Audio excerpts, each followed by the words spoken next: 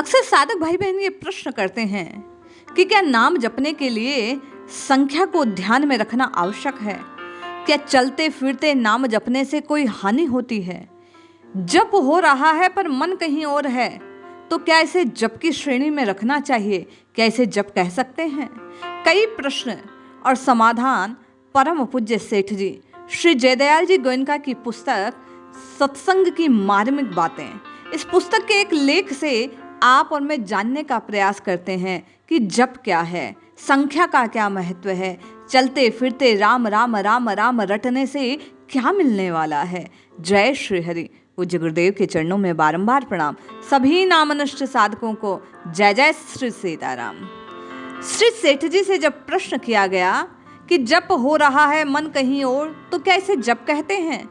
सेठ जी कहते हैं कि वह जप ही है, किंतु याद रहे स्मरण या चिंतन नहीं है।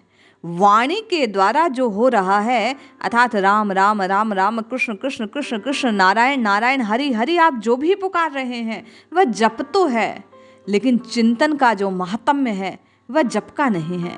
मानसिक भजन ध्यान विशेष महत्व का है।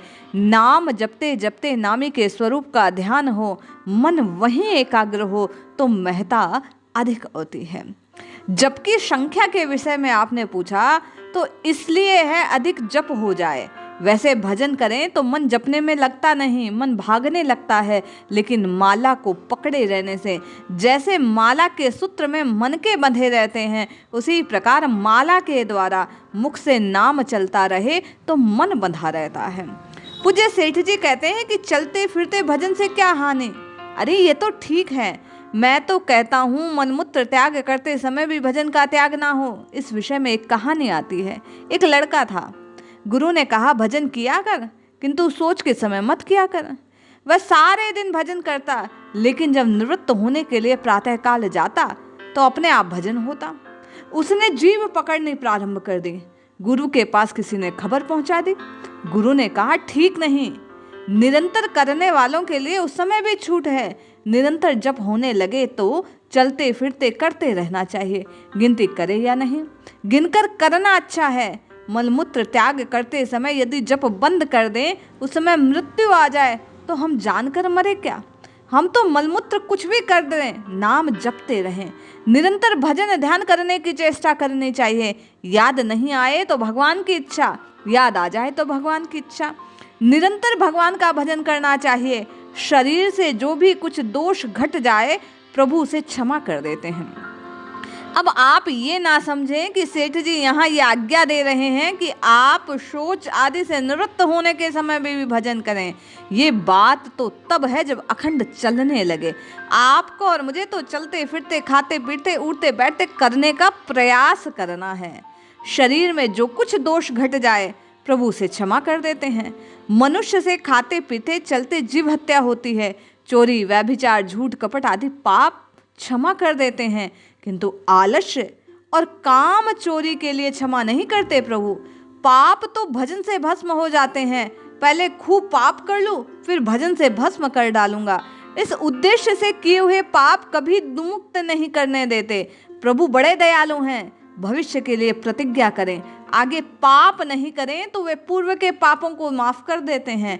भजन ध्यान और ज्ञान से भी पाप भस्म हो जाते हैं, लेकिन आवश्यकता कि उसके बाद पाप ना बने। मैं बार बार बताता हूँ, पूज्य सेठ जी लिखते हैं, तुम लोग काम में नहीं लाते हो, तुम्हारी इच्छा। मैं ये देखता हूँ कि अपनी भी आदत है कहने की, इनकी भी आदत है सुनने की। एक प्रकार से चक्कर काटने लग जाते हैं। मुझे सुनाने की आदत, तुम्हें सुनने की आदत पड़ गई। जिस प्रकार किसी को गेंद का खेल देखने की आदत, किसी को खेलने की, इसी प्रकार मेरी कहने की आदत, तुम्हारी सुनने की आदत, काम में लाने की आदत नहीं। दोनों पात्र हो तो कल्याण हो सकता है, एक जोरदार हो तो काम हो सकता है।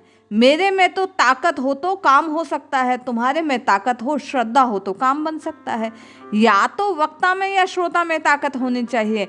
भगवान का दिया हुआ भगवान, मुझे अधिकार हो, तुम्हारे में कमी हो कोई बात नहीं, मुझे आपकी कमी सुलझानी चाहिए। श्रोता के दोषों को वक्ता देखना अनुचित है, दोषों को श्रोताओं को देखना अनुचित है। इसलिए आपको कहा कि चलते फिरते उड़ते फिरते भजन करने से कोई हानि नहीं, भजन करना चाहिए। भजन करते रहोगे तो दुर्गति नहीं होगी। अगले जन्म में परम श्रद्धा होकर फिर उत्पन्न हो जाओगे। परम श्रद्धा होने के बाद फिर विलंब नहीं लगता।